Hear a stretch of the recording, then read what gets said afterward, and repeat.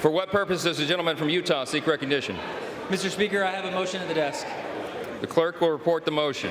Mr. Moore of Utah moves to reconsider the vote on adoption of House Resolution 863. The question is on the motion to reconsider. Those in favor say aye. Aye. Those opposed say no. The ayes have it. Mr. Speaker. The gentleman from Utah. They got it. Mr. Speaker, I request the yeas and nays. The yeas and nays are requested. Those favoring a vote by the yeas and the nays will rise. A sufficient number having risen, the yeas and nays are ordered.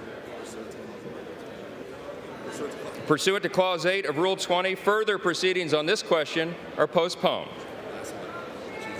Pursuant to Clause 8 of Rule 20, the unfinished business is the vote on the motion to suspend the rules and pass H.R. 7217, on which the yeas and nays are ordered. The clerk will report the title. H.R. 7217, a bill making emergency supplemental appropriations to respond to the attacks in Israel for the fiscal year ending September 30th, 2024, and for other purposes. The question is, will the House suspend the rules and pass the bill? Members will record their votes by electronic device. This is a 5-minute vote.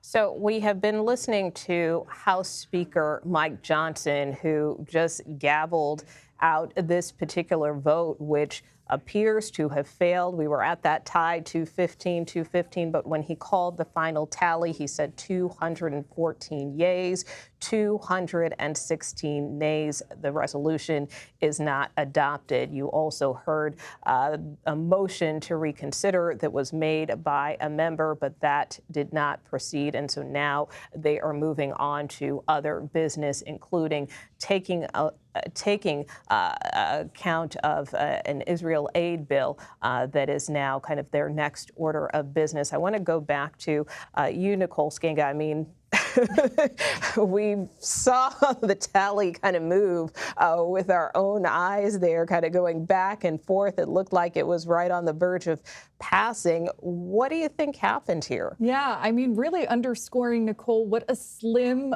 majority Republicans have in the House that, you know, moving forward, we're going to see these really tight votes. But at the end of the day, it is a no on impeachment for Secretary Mayorkas, and certainly a bit of a political embarrassment for the speaker who thought that he might have the votes here.